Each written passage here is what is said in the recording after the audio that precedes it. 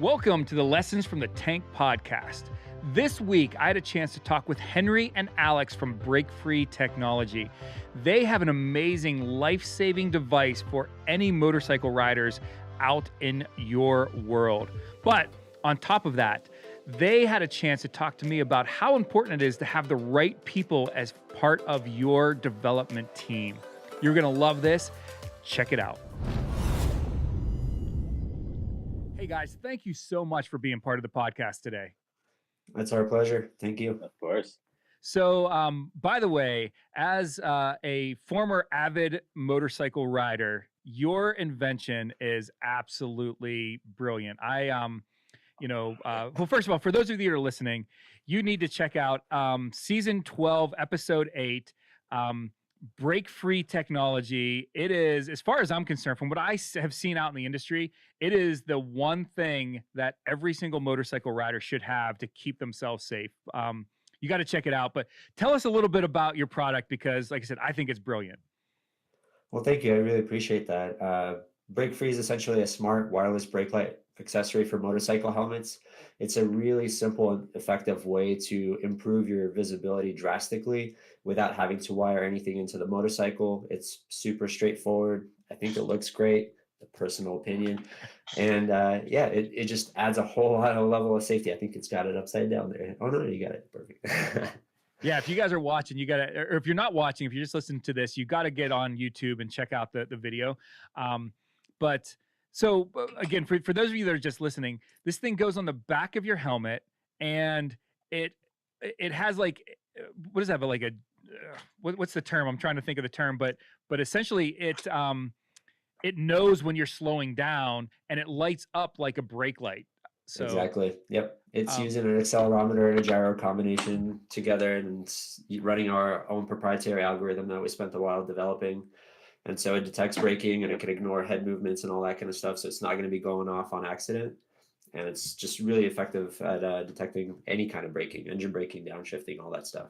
So when you guys were doing your demo on the show, I was expecting some sort of like, oh, you got to tear your brake light apart, plug this thing in, and because the demo looks so good, like the guy slowing down and the brake light comes on, and Yep. and I was like, my goodness. And when you said that like this was all automatic, I was really blown away.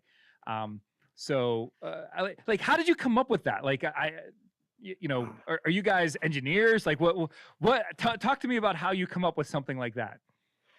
Honestly, I lucked into it. I graduated from San Jose State University as a business major, and I am not a technical guy. I've done a little bit of coding. I've done a little bit of everything, but I'm not a technical person at all. And I got into an internship with an entrepreneur right out of school, and that was one of the things that he was kind of working on that was tangential to what we're doing with Break Free.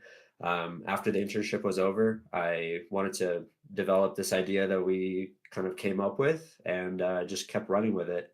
Honestly, it was he wanted to make a wireless kind of light bar for cars because he almost got into an accident driving down the freeway. Somebody in front of him slammed on the brake, and he couldn't tell how fast they were slowing down. So one of my projects as an intern was, do some market research, do patent research, and do all that kind of stuff, and figure out if this is a good idea or not. Long story short, we've determined that this isn't really a great idea for cars, because in a car, you already got all these brake lights, and there's some technologies out there that work better than what he's thinking of. And plus, adding something on the back of your window in the back, that's the thing that breaks usually when you get rear-ended. So you will have like a projectile flying through the car. So we scrapped that idea. But being a motorcycle rider, I was like, hey, you know what? Like, I commute to school. It was always super sketchy riding on the freeway. So why don't we like think of something like that for the motorcycle?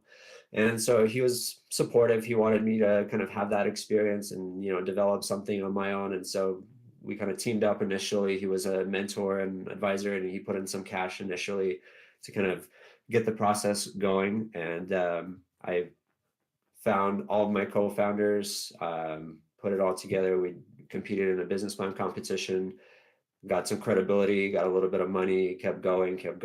And, through a lot of iterations, we've finally come up with what is now Break Free.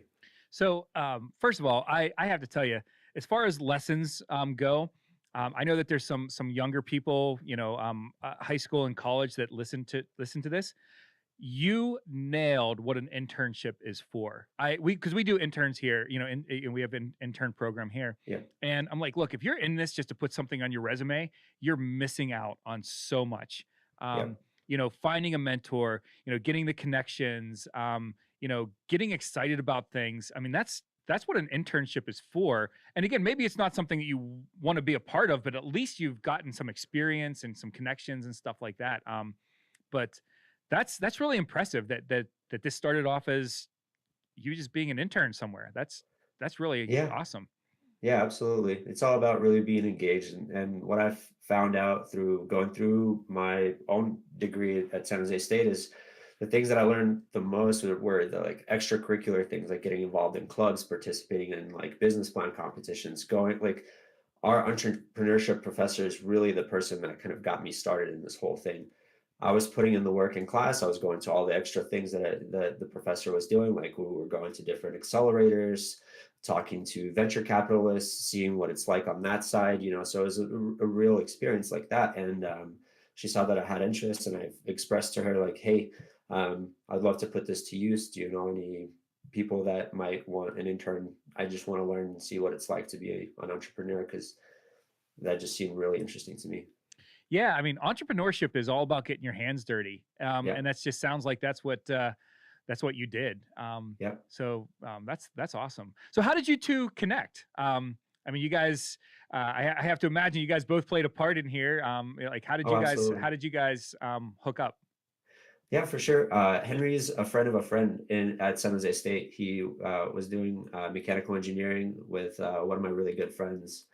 And by the time we were launching our product on Indiegogo in March of 2017, Henry approached me and just wanted to meet up for lunch, just to catch up and see how things are going with our new product. And after that, actually, I'll just let Henry jump in and talk about that. I've been talking a lot. I mean, yeah, I saw the project, and I knew Alex, and then I wrote as well, so it automatically clicked. I knew the idea was good, was golden, and I was like really happy to see it. And I knew, so I was already in product design. I've worked at companies. I took a more, I guess, traditional approach, but still interning at smaller companies, and then coming out after graduating with my mechanical engineering degree, and then interning and contracting at smaller startups, usually companies under 100 people. That's how I got started in kind of product design, consumer electronics, and then went out to work at Fitbit prior to their IPO. It was only about 200 people, and I was there for about 2 years. And then they grew the IPO, then went to 1,500 people, kind of crazy ride. And then it was about the time, the job after that was another startup at about 45 people. So very small, doing augmented reality. So I was in an incubator. So, still similar, exposures, I would say, to that entrepreneurial life and how to go about what is involved in a tech company. And then I knew the kind of pitfalls and like the hardships of launching a product. I had previously launched products with the companies I've worked with, and how much it took to launch the product. So I just wanted to check in and see how it's going. And had a lunch with Alex, and I think the rest is history. So Yeah, for sure. do you guys have like a divide and conquer type of situation? Like, Alex does one thing, Henry does another, and you guys like have, do two different portions of the business, or are you guys like integrated in all aspects of it? I would Pretty say integrated, I would say. Yeah. Yeah, that's what I was gonna say is, I mean, everybody on the team does have their own specialization, but we're usually trying to collaborate together and kind of bring all the knowledge together. So take me through. So you have this great idea. Now you have a new partner in crime, right? You guys had lunch. Now you have a partner in crime. I assume that you guys are riding around with some prototypes on the back of your helmets, and people are going, "What in the heck is that? That's amazing."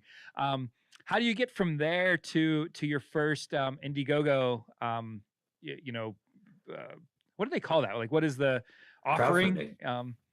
Yeah, it's crowdfunding. It's basically like gathering pre-sales before you actually release the product. Yeah, I mean, did you have a lot of prototypes out? Like, did you like have everything ready? Like, what was like, where were you guys at when you hit that point? Well, for sure, I would probably have to back up just a little bit. So by the time Henry joined the team, we've already kicked off our crowdfunding campaign, and we already had the kind of like the final design, like this shape is already created and everything. There's two other co-founders that we haven't mentioned here that are on the show. My co-founder Ian, who's an industrial designer, and my co-founder Johan, who's an electrical engineer with kind of like the hardware background, where he's designed the algorithm that actually makes this whole thing work, which is really like the special part of the product. So that has been developed by that point already. Real quick. So those guys, when you're like, "Hey, we're going on Shark Tank," were those the guys that were like, "We're not going on Shark Tank"? Like, were those guys where they just didn't want to be in front of the camera? I think I pitched it to everybody. I was like, "Hey, we're it looks like we may be on Shark Tank," because as you know, there's a lot of different hoops you have to jump through. Yep. And Henry was like, "Yeah, I'll do it." And I was like, "Sweet, I don't have to be out there by myself," So that was great. But yeah, so we've been, the first prototype was just really clunky. Like it was literally like a little circuit board with a sensor that I glued to my helmet. I had a cable like running on my back, like right here. And I had a little buzzer. My co-founder Johan built this little box that basically like simulated what this unit would do. And so we built in a little buzzer with some lights and everything. So as I slow down, this thing would beep and it would like tell me like, okay, it's going off at the right time. It's like, cool. I noticed that like when we were riding around and I'm making a turn, it starts to like beep. I was like, why is that? It's like, oh, that's because of like centrifugal forces, so we then canceled all that stuff out. And just kept iterating the algorithm. By that time, by the time Henry joined, I think the algorithm was already pretty dialed in, but we were just severely lacking mechanical engineering. And so that's just I think that's one of those things that I was able to contribute to the team, is just to find the people that could do the thing that we're trying to accomplish here, because I don't really have those skills. I don't have that knowledge. So I just kind of had this concept of what it should be, and then the folks on my team were able to create it into a reality. Yeah, it's really interesting. Shark Tank has this it's like a melting pot of a bunch of different types of companies, right? You have like, I make window screens. Like it's, there's no accelerometers. There's nothing, crazy about it. There's people that, make ice cream and stuff like that. Then there's the guys like you that have really complex products. I mean, this isn't something that, you can make a prototype in your garage like I did. Like I guess to your point, you needed some real expertise to get your product moving. How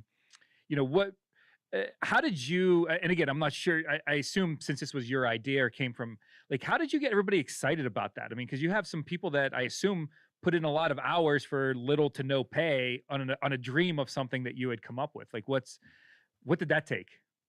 Oh man, well, I think it's just really the passion for writing. I can't really speak for Henry. I think it's really like the motorcycling, the sport itself, the fun of it, creating something that's useful that people will benefit from. I think that was really the exciting part.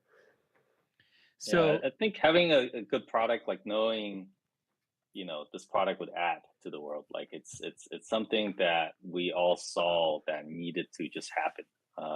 It just made total sense. And I think every member on the team believed in the product, and that's really important to really push through. And just we're all writers, and me personally, I just really wanted it.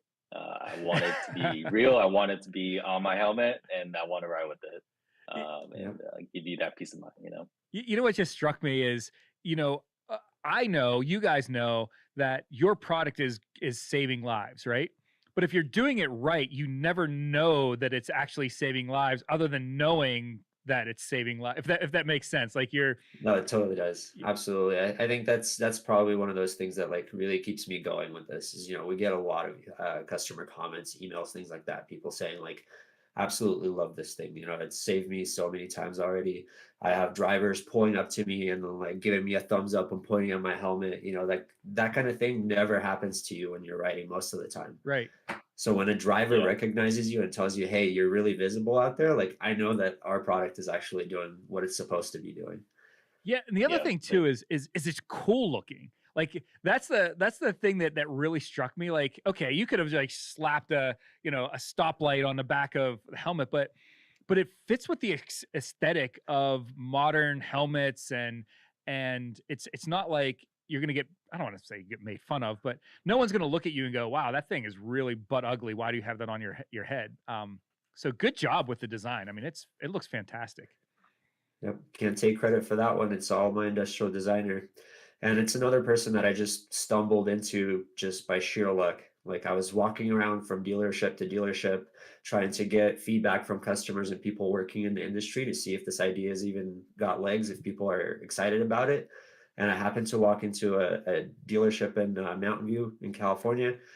Walked in, I asked to talk to somebody, about this idea that I have. And then I spoke to my industrial designer, now my partner, he happened to be in between jobs. He graduated from Detroit Automotive School of, design. And then he went to studied abroad, was working for like a lot of amazing companies, doing some really cool stuff. And he just happened to be in between jobs working at this particular dealership and looking for work with like one of the larger OEMs. So he's the vision behind like, this needs to look cool and everything. I kind of was like, well, safety is not really sexy. That's a problem.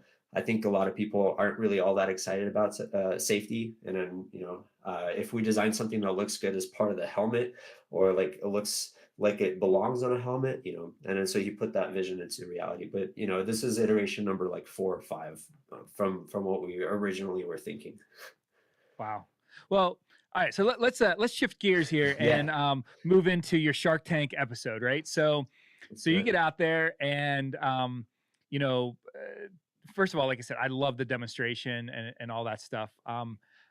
What was going through your head as you guys were doing, as you guys were kind of getting into the into the pitch and then the questions and all that stuff? Like, what was it? I thought I was going to throw up for my entire pitch, by the way, but like, how did you guys handle it? Oh man, well, myself personally, I was so nervous. I was scared. I honestly thought that I would start doing something weird with my hands. So I like try to have them like up against my legs so I don't like start doing weird things with my hands or saying something weird. Honestly, my main focus was to get through that first like little pitch that you give that's been prepared, because I was like, gotta nail that. Once that happens, I think the dialogue piece is going to come together. And Henry and I have been practicing so much for that pitch, and then also going through, like, I personally watched, I think, 3 seasons of Shark Tank, and I've watched every single like motorcycle related pitch just to see what might be coming. So I felt pretty confident that we're going to be able to do the dialogue and back and forth and kind of like talking about the business itself, because we know that pretty well. But yeah, so scared. But once you're out there, I feel like that fear level kind of went down a little bit. Like it's just all the jitters of like, oh my God, we're going to be on TV. Like we're going to be going down this tunnel in like seconds here. And like that was the scary double doors, man. That was that like, double doors suck. Staying in front of it. Yeah. It's like, oh man, this is happening. Double doors open, and you're just like, oh wow. The cameraman walking backwards in front of you, like, oh yeah, man. Yeah, no, that was nuts. Yeah. But I think for me, I practiced the pitch like in like Mission District in San Francisco, like in like the busiest sections of the town. I was just like, okay, I need to go somewhere with lots of distractions and then practice the pitch. I think once we get that like pitch down and just get the jitters out, the rest is a lot easier to know that you didn't mess up on that, and you have good footage there. I did mine when I was driving. I'm like, if I can do it while I'm driving, like with the distractions going on, like I'm like, I feel that I can do it even if feel like I want to throw up, So absolutely. But so you guys get out there and it was really interesting because you ended up with two offers and a decision to make. And I thought you really, well, first of all, tell us what happened. So, Well, so Robert made us an offer and I got super giddy and excited. I don't know if you could see it on the episode, but Henry had to like reel me in a little bit, like, okay, yeah, don't take the first offer. Yeah, I And shot like, him a look. yeah, I got the really look. I was like, oh, like, got yeah, it. stop it. Mark. Yeah, I was really curious with Mark because Mark was the other one that that expressed interest. So yeah, I think once that happened, I said that Mr. Cuban has been a little quiet there, and then that's when he chimed in and said that well, he's interested, and he's also interested in a similar deal as Robert, but Robert's was first, so that's when we had to kind of come together and really ask for that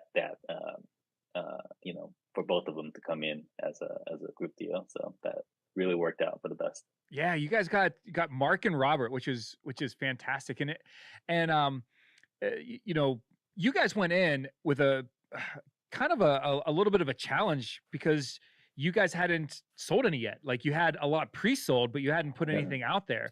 And I thought you guys did a great job of minimizing that as risk. Because of course that's a risk, but I think you guys did a great job of kind of explaining away that.